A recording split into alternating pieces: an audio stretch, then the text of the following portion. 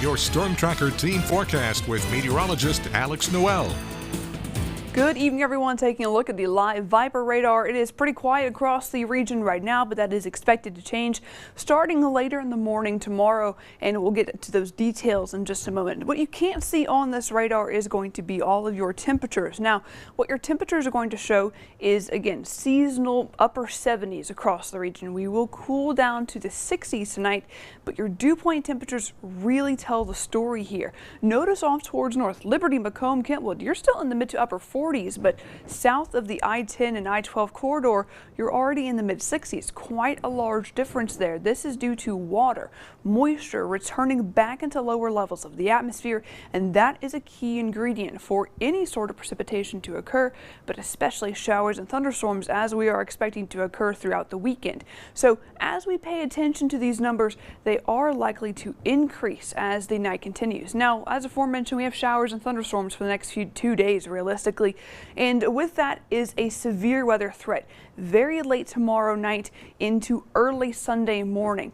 But the general time period of when we're going to experience any sort of precipitation, showers, thunderstorms, what have you, is about 9 a.m. to 9 a.m. for the next day or so. With the severe weather threat, the yellow area, that is a level 2 out of 5. That's a slight risk. The green color is the level 1 out of 5 marginal risk, but our entire area is included in that slight risk. What we're tracking is mainly a damaging wind threat and an isolated tornado threat.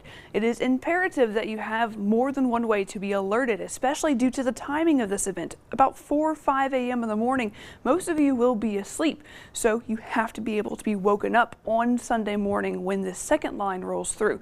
There is an isolated hail threat as well, but it's mainly for our western parishes, so we're not overly concerned about that just yet. Let's break it down slowly regarding timing. These times are not exactly set in stone, but it will give you a good idea of when to stay weather aware. The first wave of storms per se rolls through the area again later in the morning and through the midday hours on Saturday. This is going to disrupt tailgate plans, and some of these showers will produce heavy rainfall at times, and also thunderstorms will produce lightning. Make sure you're staying weather aware and be cautious on the roadways. This will clear closer to the 6 p.m. time frame once the football games actually start. That said, the second line will come after a short break. Early in the morning on Sunday, closer to midnight is when our very northwestern parishes and counties will see the beginning of it. 3 a.m. is when it moves further into our area, and about 4 to 5 a.m. is when the bulk of the action will ensue, clearing as the morning continues and this low pressure starts to sink its teeth into the southernmost of the region. Completely clear late Sunday, early Monday. So we have our time frame, and not only are we tracking the potential for strong to severe thunderstorms, but also a flash flood risk. This is a slight risk, so that's a level 2, but out of 4 this time for excessive rainfall. And how much rain we are expecting is realistically going to be the 2 to 3 inch area, in excessive amounts, potentially 4 inches, but most of us will see about ½ an inch to an inch. You know, if you reside in a low-lying area or frequently travel roads that have ponding on them, take an alternate route. Turn around, don't drown.